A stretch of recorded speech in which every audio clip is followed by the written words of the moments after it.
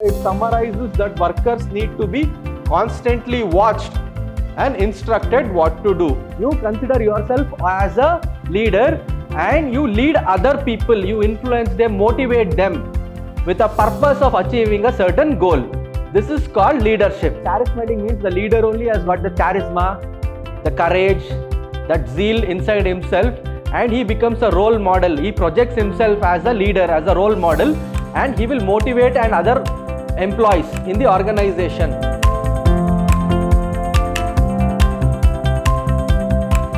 Hello everyone, this is Purna Chandra, Faculty, Department of Commerce and Management, Vidhyaashram.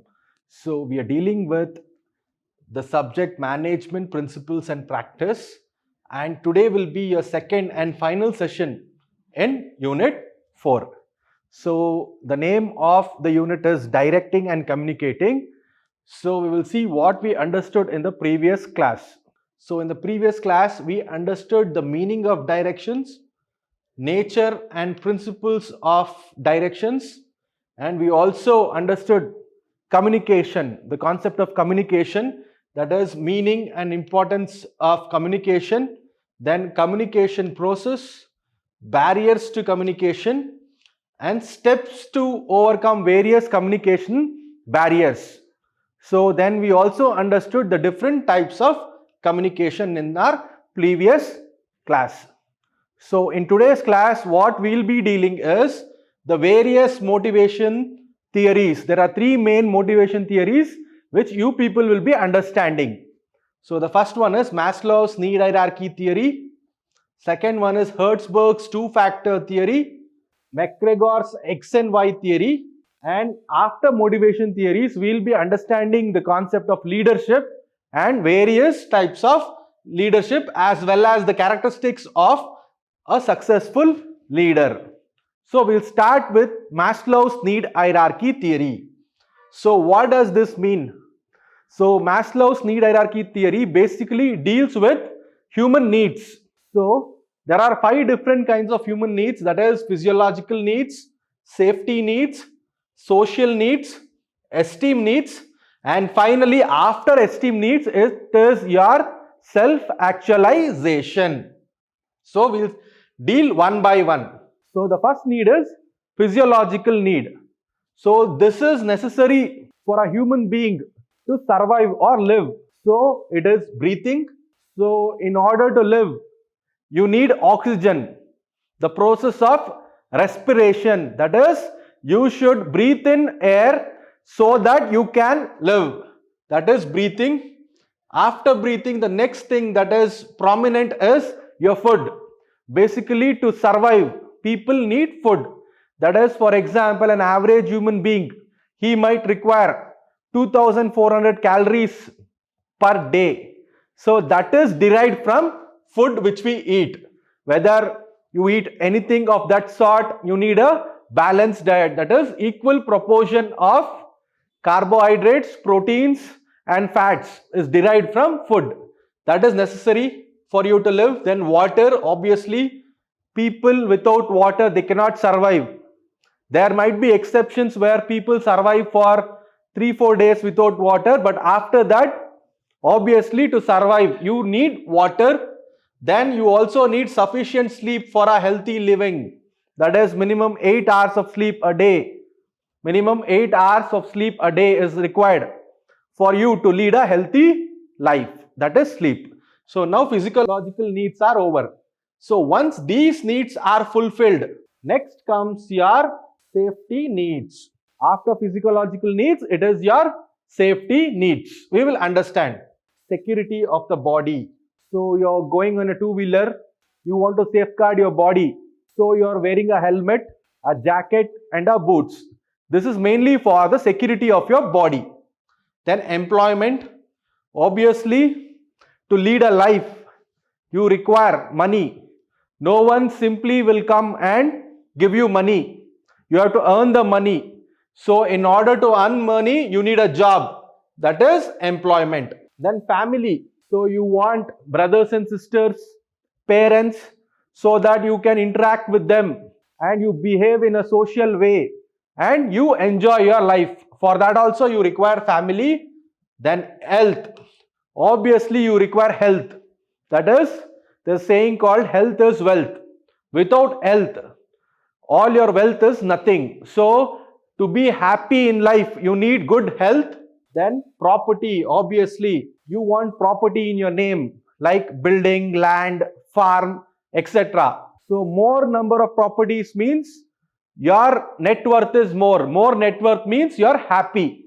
So that is property. After safety needs is fulfilled, next we go for social needs. That is friendship and intimacy. Now you want friends. You want a gang of friends with whom you can go for parties or with whom you can spend time, go for a movie or play a sport. So that is friendship. And intimacy. Obviously you're dating, you're love making. So that is also intimacy. So it is nothing but social needs. So once your safety needs are fulfilled, you think about friendship and intimacy. So this is the third thing in need hierarchy theory. After social needs is fulfilled, you go for esteem needs. Esteem needs your self-esteem. You achieve something in life. So you want recognition and you want to be appreciated by other people. That is self-esteem. So you're walking on the street and people are recognizing you. They are telling he is the CEO of Infosys. So that is self-esteem. Or he is a state level cricket player or he is an international level cricket player. That is self-esteem. Then confidence. And obviously you tend to become more confident if you achieve something in life. So you want to be confident in life. So in order to be confident, you work for something. That is confidence. So next, respect by others. Everyone wants themselves to be respected by others. So that is also an esteem needs. So after esteem needs comes your self-actualization. So you really realize who you are, what you are in reality. So in self-actualization, there is morality. That is what moral values you are having in life, what kind of things or activities you are doing, whether it is morally correct or not, you come to know. Then acceptance of facts. So you accept the reality in life. Wherever you are standing in life, you accept your weakness and you also accept your strength. If there is any weakness, you try to capitalize on those weaknesses and you want to convert those weaknesses into strength. That is acceptance of facts. So this is called Maslow's need hierarchy theory. So this is the flow of things in Maslow's need hierarchy theory. So next we go for Hertzberg's two-factor theory. So it mainly deals with two things: job satisfaction and job dissatisfaction. So first we will deal with job satisfaction. So determinants of job satisfaction are motivator factors. What is the meaning of this motivator factors? So they are work itself. So the work should be very interesting, achievable. So when the work is interesting, achievable, then what happens? There is a feeling of job satisfaction among the workers. So that is work itself. Then recognition. Suppose you are doing the work very well. You like to work. So what happens? Other people in the organization, they recognize you. They say that this person is doing well. He completes the target on time. The quality of product which he is producing is of very good quality. So that is recognition. Then achievement. So any one of the co-worker, he achieves something in life. Then what happens? He is working well and he has achieved something. Like what? He has been appointed as the CEO of the company, or he has been appointed as a departmental head.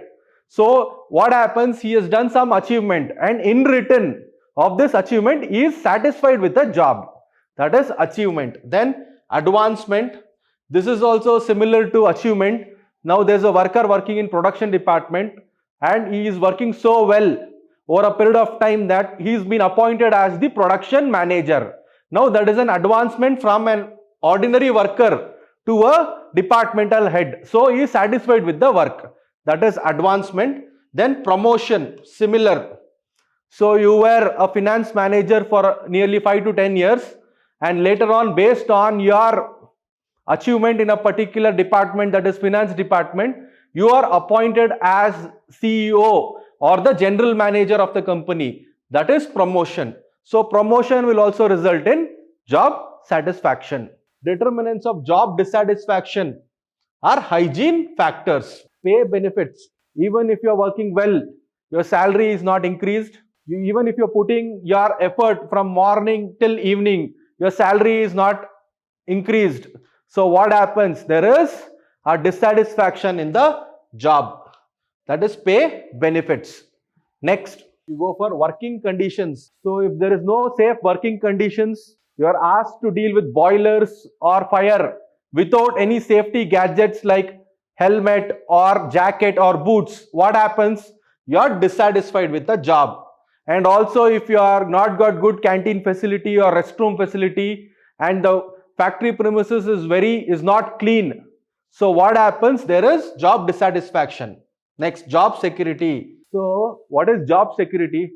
Job security means you're giving contract to an employee. That is, you are recruiting him for a longer period of time, for about 3 to 5 years. Then there will be job security. Suppose you are not recruiting him for a longer period of time, that is, any time he can be removed from job. Then what happens? There is job insecurity. When there is job insecurity, then what happens is there is job dissatisfaction. Next, quality of supervision. Here, if the supervisor only is not skilled, competent or knowledgeable, how can he supervise the other workers? Obviously, he won't be able to supervise them in an effective and efficient way. So what happens is the quality of supervision is very low. As a result, workers are also least interested in doing the job and they are not satisfied with the job. Next, company policy. So if the policy of the company is very rigid, very harsh, and anytime they can ask the workers to come and work overtime, or they may ask them to work even on Sundays, what happens? There is job dissatisfaction. Next, we go for relationship with boss or other workers. Here, if the boss is very crooked, he is very mean, what happens? He is always making very harsh rules and regulations, plans and policies which the workers are not liking. What happens is there is job dissatisfaction. For example, the boss orders the workers to work 12 hours a day and they can be called to work even on Sundays or even on festivals. So what happens? There'll be a job dissatisfaction. So this is regarding your Hertzberg two-factor theory, and this is regarding a job dissatisfaction. Next, we go for McGregors X and Y theory. So McGregors came out with X and Y theory. So there are two theories, that is theory X and theory Y. So we will deal one by one. So McGregors X and Y theory. Theory X. What does this state? It assumes that employees are not motivated and dislike working. That is, theory X says that workers are least interested to work and they are always not motivated. So management must actively intervene to get things done. So workers, they have taken the work for granted. They are not motivated and they don't like to work. Just for the sake of getting salary, they come to the premises, do something and they are going. So now here, in order to get the work done, the management has to intervene to get it done. So it summarizes that workers need to be constantly watched and instructed what to do. So what happens? There should be a supervisor. He should monitor the work from morning till evening. If the workers are not doing well or if they are not doing the work, what he can do is he has to constantly watch them and instruct them so that they do the work effectively and efficiently. This is the theory X. So next we go for theory Y. So it assumes that employees are happy to work, self-motivated, creative and enjoy working with responsibility. So this is the opposite of theory Y. So employees want to work, they're always motivated, they're creative, they're coming out with their own ideas of increasing productivity. So here everything is in place and they have taken responsibility for the work. So this is the opposite of theory X. So it emphasizes that staff are self-disciplined and they do job by themselves. So here the management need not intervene much because the staff themselves are disciplined and they want to do work in a productive way. This is theory Y. So this is McGregors X and Y theory. So next we go for the topic leadership. So we will understand what leadership basically is. Leadership is the ability to persuade others to seek defined objectives enthusiastically. That is, you consider yourself as a leader and you lead other people, you influence them, motivate them with a purpose of achieving a certain goal. This is called leadership.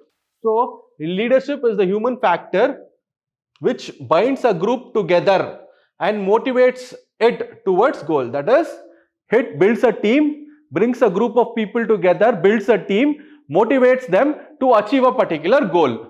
So this is called leadership. So next, characteristics of leadership. One by one we will understand. The first characteristic is interpersonal process. That is, leadership cannot exist with one person. There has to be a group of people and the leader has to communicate with the group of people and become a leader, make the group a team and achieve goals. That is interpersonal process. A leader should have intelligence. Obviously, a leader should be intelligent while planning the activities, while communicating, while motivating and also influencing the team. Next, he should also have maturity. That is, he should be patient in certain situations and he should have the maturity to deal with people, because organization or a team of people means people from different backgrounds they come. So, being a leader, you should be mature enough to deal with different kinds of people and different backgrounds they are coming from. Then also personality. A leader should have a good personality. That is, he should set example for other workers or other people whom he is leading. He should be a role model or an example for them. The way he speaks, the way he motivates, the way he influences other people. Obviously, the third one, leadership is a group process. To be a leader, you need a group. Without group, there cannot be a leader. Next, a leader shapes and molds the behavior of the group. Obviously, people of different behavior come. What leader does is, he shapes and molds the behavior of the people in the group towards a common goal. So, inside the organization, the common goal is to make profit. So, what leader does is, he molds and shapes the behavior of people towards achievement of a common goal. Next, leadership is situation bound. That is, you cannot act the same way in all situations. Being a leader, you have to deal with different kinds of situations. So, you should know how to act for different kinds of situations that might arise in the business premises. So, these are the characteristics of leadership. So, next we go for leadership styles. So, there are n number of leadership styles. So, we will deal one by one. The first one is autocratic leadership, laissez-faire leadership, transactional leadership, charismatic leadership, participative or democratic leadership, transition leadership. So, we will deal one by one. The first one is autocratic leadership. Leaders take their own decision without consulting others. That is, autocratic means there is a boss, he is the leader. Whatever he tells is final. Whether the employees or the other members of the group like it or not, they have to accept what the leader has decided. Then this is useful where close level of supervision is required. So this kind of leadership is useful when close level of supervision, that is, workers are not working well, they have taken the work for granted. So in this situation, if you use autocratic leadership, so there will be close level of supervision. So workers have to do their work. Otherwise, there is no way out for the workers. This is the meaning. Reduces creativity of employees. So what is happening here is, autocratic leader, everything he is only deciding. Now there is an employee who has got a very good idea to increase productivity, but he cannot express because everything is with the leader or the boss. So what happens? His creativity is reduced. Results in job dissatisfaction and staff turnover. That is, whatever the boss is telling, you have to follow. Whether he asks you to come on Sundays and work, whether he asks you to come on weekends, or whether he asks you to do overtime, you have to accept. and whether he reduces the salary also, you cannot question back. What happens? There is dissatisfaction, and labor turnover means, staff turnover means people quit the job and they go to other organizations. This is autocratic leadership. Next, laissez-faire leadership. What does this mean? The leader does not exercise control on employees directly. So here what happens is, the leader is not directly involved in the process of management. So we will understand how this is possible. Employees are highly experienced and need very little supervision. So here in this kind of leadership is used in certain organization where employees are highly experienced and they don't require any kind of supervision. They can do the work on themselves. So hence employees are allowed to work on their own. So employees are allowed to work on their own. So in this kind of leadership, they won't intervene much. There is no continuous feedback resulting in high cost, because no one is monitoring what happens. There is no feedback, which might result in high cost, failure to meet deadlines. That is, the employees don't know what is the deadline, what is the target date for production. Then lack of control, no one is there to control. The standard has been set, but the standard, no one is there to measure the standard with the actual performance. So what happens? Lack of control, poor production. That is, workers, they might compromise on the quality of the product produced, and also the output might not match the desired output. This is your laissez-faire leadership style. Next, transactional leadership. We will understand. This includes management by exception. So management by exception is, they'll allow the workers to work on their own and they intervene only when things go wrong. This is management by exception. Intervention, they intervene only when something goes wrong in the organization. For example, the standard set for everyday production is 100 units. If they have produced 100, fine. If they produce only 80, then they will intervene, and punishing those who made errors. So in this kind of leadership, any error made, you will be accountable for that and you will get severe punishments. And leads to negative emotion. Suppose there is a worker, he has been given a very bad punishment that the entire month's salary is cut. What happens? He is having negative emotions. He doesn't like the leader, so he might not express it, but inside his head, there is a negative emotion towards the organization and the managers or leaders. As a result of close monitoring, employees feel constraints and performance is reduced. Obviously, what happened? Because there is close monitoring, employees, what they feel is, they feel hectic or constrained, and as a result of that, their performance will automatically be reduced, because there is no free atmosphere over here. So next, we go for charismatic leadership. What is the meaning of charismatic leadership? So the leader infuses high amount of energy and enthusiasm in his team. So charismatic means the leader only has got the charisma, the courage, that zeal inside himself, and he becomes a role model. He projects himself as a leader, as a role model, and he will motivate and other employees in the organization. So he sets a role model for his team. So everyone in the team, they project the leader as his role model. They want to be like him. So they get motivated and influenced by looking at him, the way he speaks. Next, drives others towards high level of performance. Just by the way he speaks, the motivational talks or inputs what he gives, what he does is, he motivates or drives others, that is employees, towards high level of performance.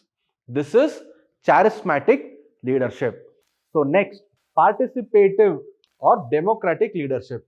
We will understand. The leader consults the employees regarding their ideas before taking decisions. That is, before deciding on any plans, rules, procedures, policies, what the leader does is, he will call for a meeting and they will discuss with the other subordinates or employees before finalizing the plans or taking decisions. This is participative. That is, the people or the other subordinates or employees are given a chance to participate in decision making. So leader accepts changes easily. That is, if the subordinates or the employees have got very good ideas regarding plans, procedures, rules and regulations. They will accept it and they will implement it in the actual plan. This is participative or democratic leadership. Next, we go for transition leadership. So what does this mean? Leadership is for a limited period of time. In this type of leadership, there's a temporary leader until more permanent leader can take over. So transition leadership is just for some period of time, for example 2 months or 6 months, he becomes a leader.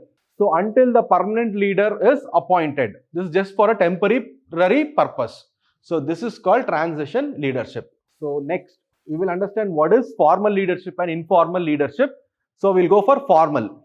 It is a person exercising authority inside an organization. So there's a person, he has been given authority to lead the other people in the organization. So this is called formal leadership. The authority here is delegated or held by the leader based on its position in the organization. Example, CEO. So now the CEO is a top level manager. He has got all the authority to direct the middle level managers like finance, production, marketing, sales, HR. So that is his authority. So he is using his authority to give directions or formulate plans for the organization. This is called formal leadership. Next, we go for informal leadership. Individual does not have official status as a group leader. That is, individual is not having an official status. That is, there is no official letter that he is a leader or a head of a department or a head of a company. So what happens here is, he is well experienced and knowledgeable. For example, colleague. So there's a colleague, he is working along with you and you're facing some difficulty, or a group of people are facing some difficulty in a particular task. So what this colleague can do with his experience, and knowledge, he can lead these people who are facing difficulty inside the organization. This is informal leadership. That is, he is not been appointed as a leader, but he considers himself as a leader in particular situations when problems occur inside the organization. This is regarding your informal leadership. So in the next class, we will be starting chapter 5, that is coordinating and controlling. That's it for today's class. Thank you.